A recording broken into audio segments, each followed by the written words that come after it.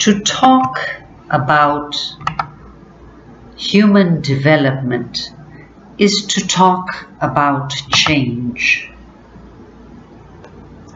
Life itself is about change.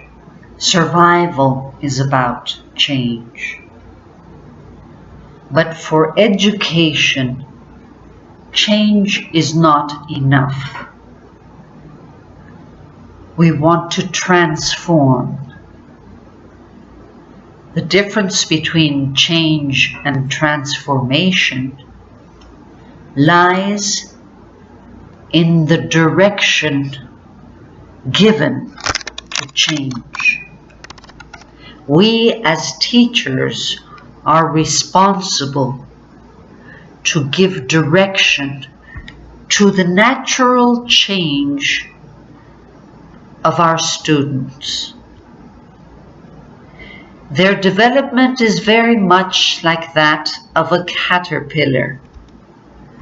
It may start by groveling in the ground, but will later evolve through a period of seclusion, rather like a cocoon, to develop the wings of dreams, of imagination, of everything possible. The great challenge for teachers is to believe in that which is potential, that which is still not there, which we cannot as of yet perceive with our eyes, since it is a latent potential to be developed. The ego must break, very much like the eggshell has to break to let the bird unfold.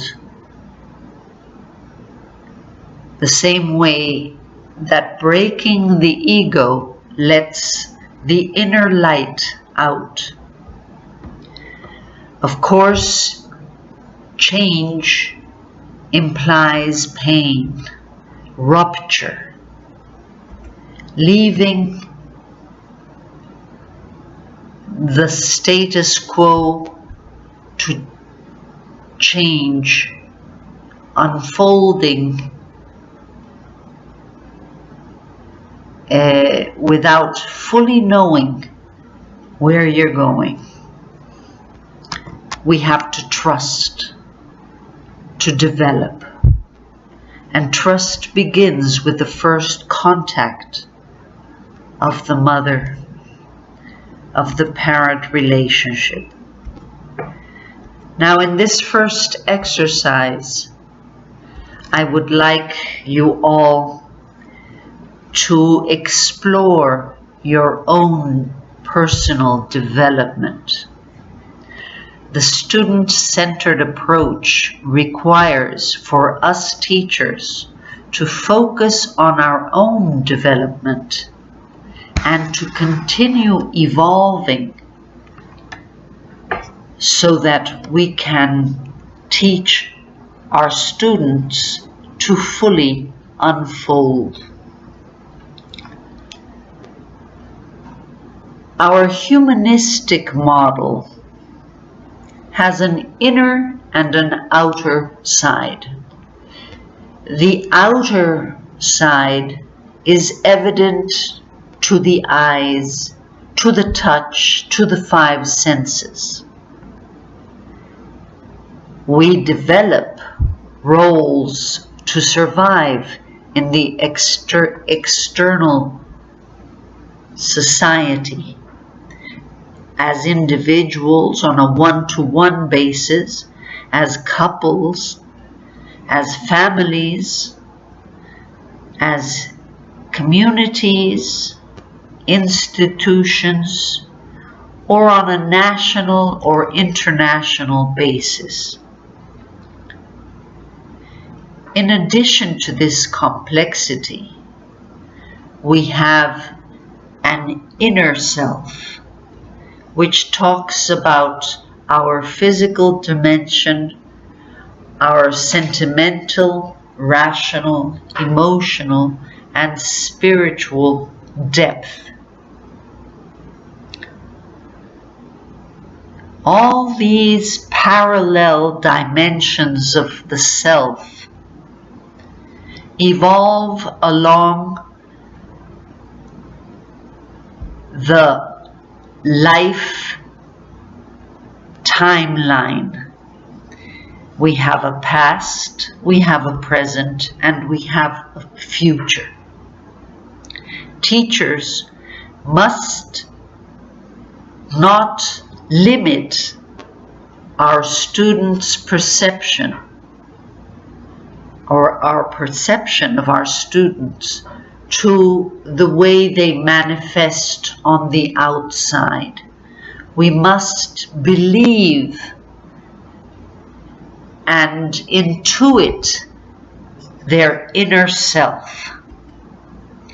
That is where their potential is. That is where their intimacy and their true identity lies. It may, as of today, still be unconscious.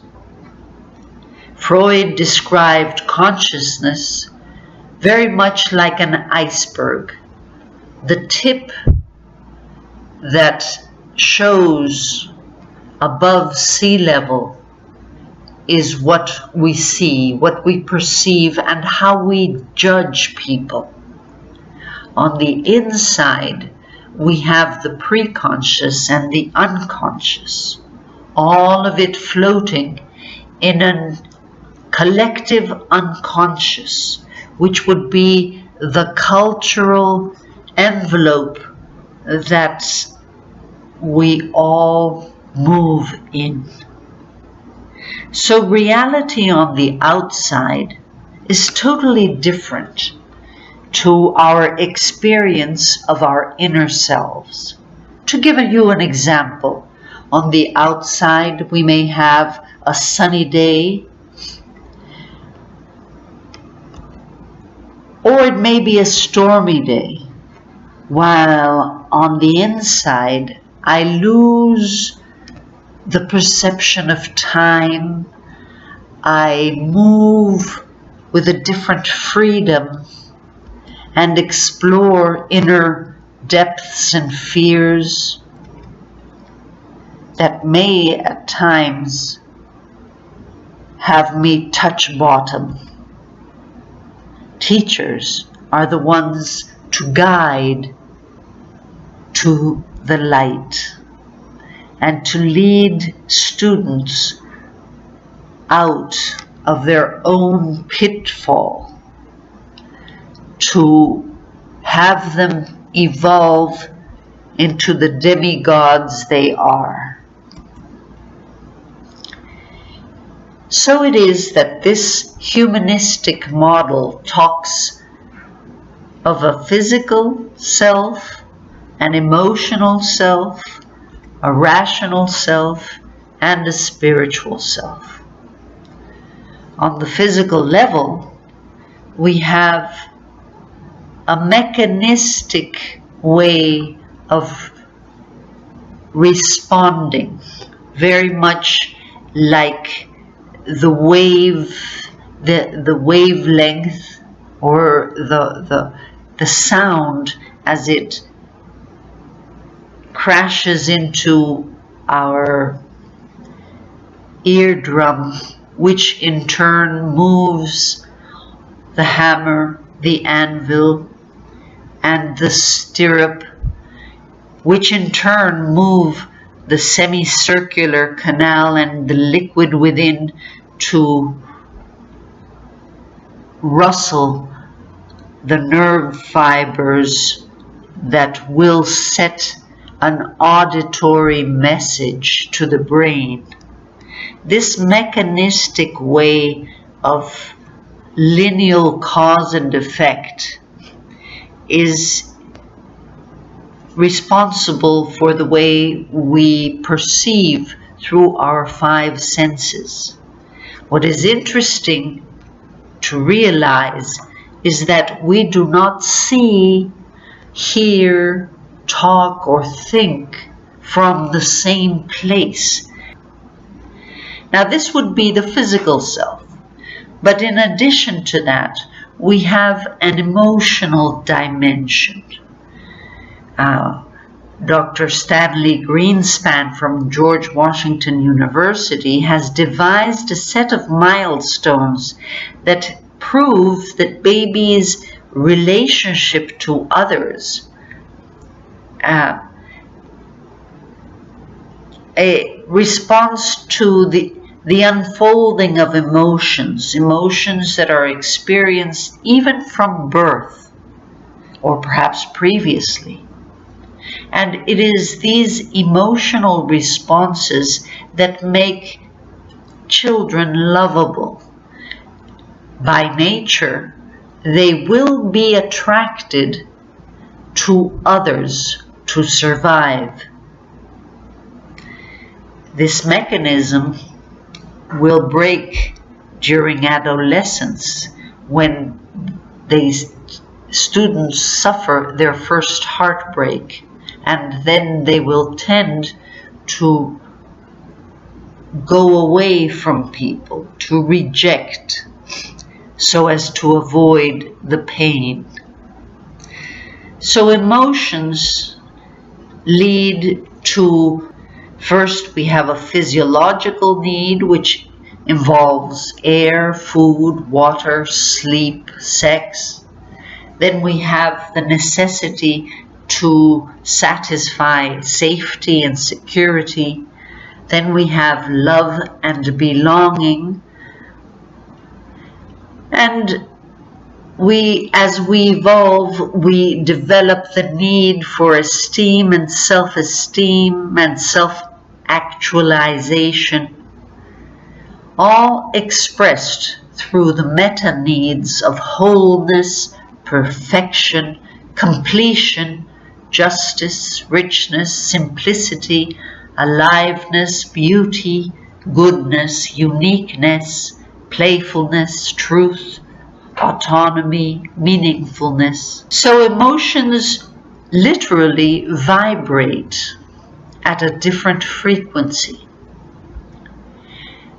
Very much like we perceive the differences in light. Altogether, they make the white light. But if we break them down, very much like the emotions, we may have the red of rage, the blue of melancholy, or the yellow of anguish, and experience different tonalities in our perception of emotions. Then we have a rational self. This responds electrically, where emotions respond to hormones and neurotransmitters. Here we have a cerebral response, functions according to electromagnetic waves. We have the beta waves when a student is wide awake. When his eyes are closed and he's relaxed, he goes into alpha waves, which is when they can actually read and concentrate. When the electromagnetic brain waves become small and irregular, or spiked like spindles, we see the changes in the conscious state.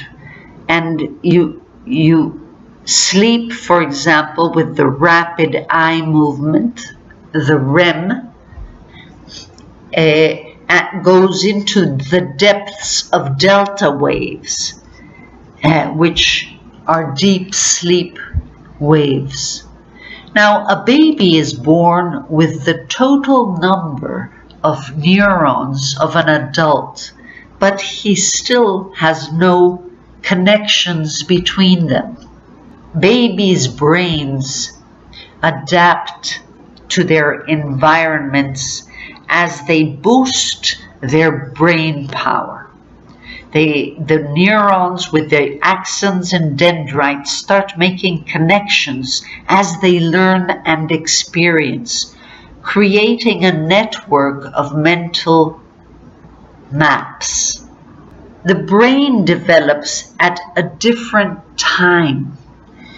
For adolescents, the main areas of alertedness are with the eye, which is the back part of the brain, the occipital, and it starts evolving through the midbrain and the emotional response. But it isn't until when they're about 24 years old that the frontal lobe actually develops with their capacity for abstract thought. And then, of course, we have the spiritual or moral unfolding. During the first year, we develop trust versus mistrust. Kohlberg goes on to say that from 1 to 3 years old is when the child develops shame and doubt. From 3 to 5, that shame becomes guilt because it actually now realizes what it was that he did wrong. From 6 to 12 years old, children develop the sense of industry or being effective versus inferiority. During adolescence, the child starts developing an identity, and if he doesn't fully form it, he may have role confusion. As young adults, we develop intimacy versus isolation, and teachers, most of us as teachers, are in a stage of being full generativity versus stagnation. And later, in late adulthood, we develop integrity versus despair. So it is that the moral development allows us to help those that are more vulnerable or in need of guidance. This is our calling as teachers. So it is that teachers have to do the re-engineering at times of mental associations, giving new significance to new concepts, so that culture can evolve beyond that which is at first visible. Now, we as teachers are challenged to look at ourselves first. Where do I teach from? Is it from a very physical, primary reptilian instinct? Is it from a mammal emotional self? Or is it from a neocortex rational perception? Is it from what Descartes might have limited to what is visible, what can be proved to the touch? Or is it like Freud, who uncovered the inner consciousness? Or in the likes of Plato's idealism? We have to learn to look at our students, filtering them through anger or frustration, we will distort what we perceive in them. We have to see what is not at first visible to the eye and believe in them, even when their parents or themselves limit their identity to what they may have done wrong. Perception is what we can change. We cannot change reality. But as T.S. Eliot put it poetically, even from the gutter we can look up at the stars. So we as teachers must continually look up at the stars so that when students look into our eyes, they may believe in the stars. Perception will allow them to find ways out of conflict, ways out and away from limited situations, so that they may unfold their dreams. The great challenge for us teachers then is to learn to filter first our own mechanical perception, our emotional perception, our rational understanding of the world. Very much like we have to filter the ego with our inner child and our inner father to evolve. This is what allows us to go beyond what is evident and dream.